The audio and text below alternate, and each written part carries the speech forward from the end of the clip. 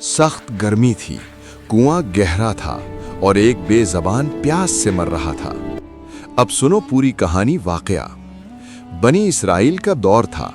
धूप इतनी तेज थी कि जमीन जल रही थी। हवा चलती तो लगता जैसे आग सांस ले रही हो। उसी गर्मी में एक औरत सफर कर रही थी। उसकी जिंदगी गुनाहों से भरी हुई थी। लोग उसका नाम इज्जत से नहीं लेते थे। हर कोई समझता था कि इस औरत के लिए अल्लाह की रहमत का दरवाजा बंद हो चुका है। प्यास ने उसे बेहाल कर दिया। आंखों के सामने अंधेरा छाने लगा। आखिर उसे एक पुराना कुआं नजर आया। वो लड़खड़ाती हुई कुएं के पास पहुंची और नीचे उतरकर पानी पिया। उसने अपनी जान बचाई। जब वो ऊपर आई तो जाने क्यों उसके कदम रुक गए। उसने देखा एक कुत्ता कुएं के गिर्द चक्कर लगा रहा था। उसकी जबान बाहर थी। वो प्यास की शिद्दत में मिट्टी चाट रहा था। वो औरत कुछ देर उसे देखती रही। फिर उसके दिल में ख्याल उतरा, जिस प्यास ने मुझे मजबूर कर दिया था, आज वही प्यास इस बेज़बान को भी सता रही है।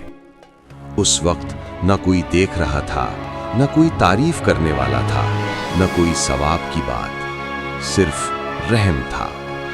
वो औरत दोबारा कुएं के अंदर उतरी। इस दफा उसने अपना जूता पानी से भरा। अपनी जान को खतरे में डालकर वो ऊपर आई और उस कुत्ते को पानी पिलाया।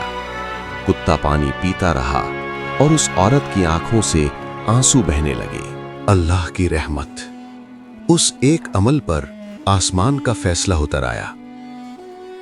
नबी करीम सल्लल्लाहु अलैहि वसल्लम ने फरमाया, मफहूम, एक बदकार औरत ने प्यासे कुत्ते को पानी पिलाया। अल्लाह ने उसके तमाम गुनाह माफ कर दिए। ना उसके माजी का हिसाब हुआ, ना उसके गुनाहों की गिनती, सिर्फ रहमत। पैगाम इस कहानी से यह सबक मिलता है, अल्लाह दिल देखता है। रहमत छोटे अमल से भी मिल सकती है।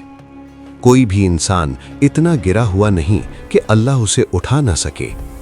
कभी कभी जन्नत का दरवाजा एक बूंद